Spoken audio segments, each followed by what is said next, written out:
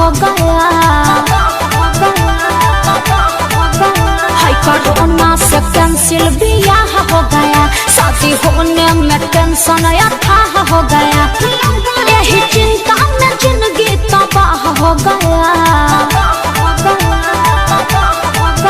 हाय corona से cancel बियाह हो गया, शादी होने में टेंशन अथाह हो गया।